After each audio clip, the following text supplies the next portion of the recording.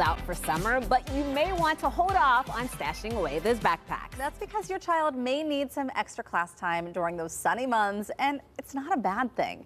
Barron Whited of Agora Cyber Charter School is here to explain why. And I do think, and maybe it's more of the parents that have that negative connotation tied to summer school. Right.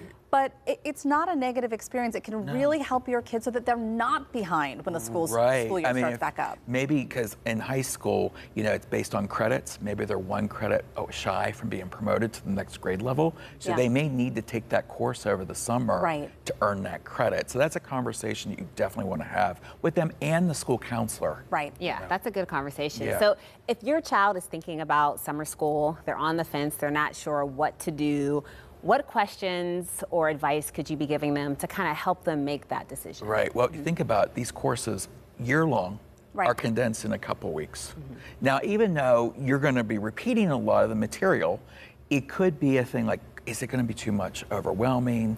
Or, you know, the thing is about summer school, if you're repeating a course, they're trying to get the mastery of those assignments. Now, on the flip side, if they're taking for enrichment or they want to do accelerated classes or even dual enrollment where they're taking a college level course. Because that can happen too. Yes, that it's only like 5-6 weeks. That can really help them too because they can get some college credits before they graduate. Well, yeah, you think of like the younger kiddos and the older kiddos too, and what's going to be best for them. And we talk a lot about summer reading and the summer slide, and we know that that can be a big thing. Right. If kids are enrolled in a summer school or some sort of enrichment program over the summer, what's the best way to keep them on track through that program? So, you know, it's like going back to during the school year, keeping some sort of homework, you know, calendar or whatever, knowing the best time to study, because even though maybe during the school you were involved in so many activities, it was better in the afternoon, maybe the morning's a lot better.